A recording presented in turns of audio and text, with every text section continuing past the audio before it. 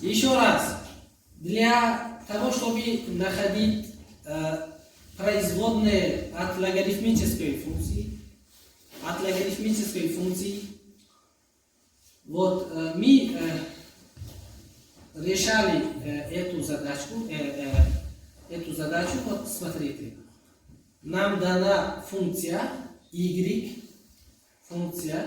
это равняется натуральный логарифм от x плюс квадратный корень от x квадрат плюс a квадрат.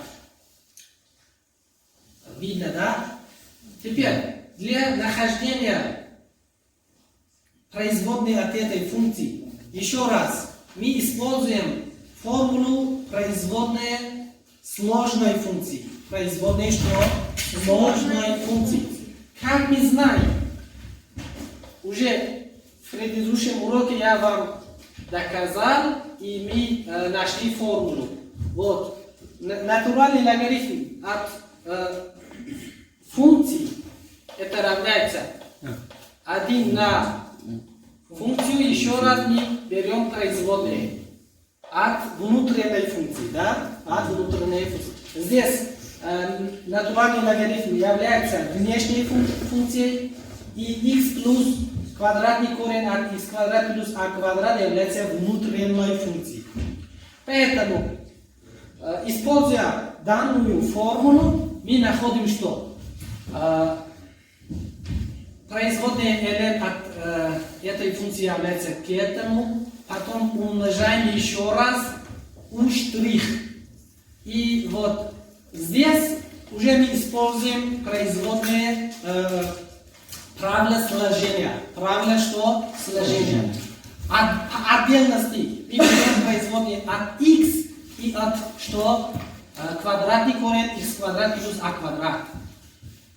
Производные от x равно 1, а производные от этой функции, от функции под квадратным корнем является к этому. Данная функция также является сложной функцией. Поэтому еще раз берем производные от функции под знаком корня x квадрат плюс a квадрат.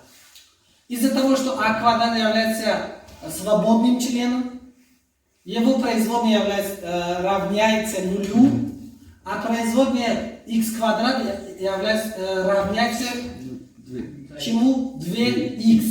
Вот. Сократим 2 на 2, потом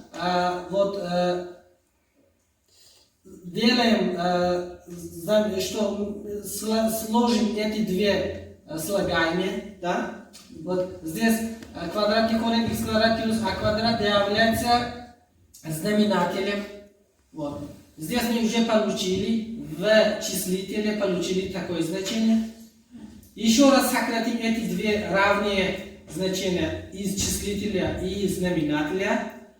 В результате чего останется что? 1 на квадратный корень x квадрат плюс a квадрат.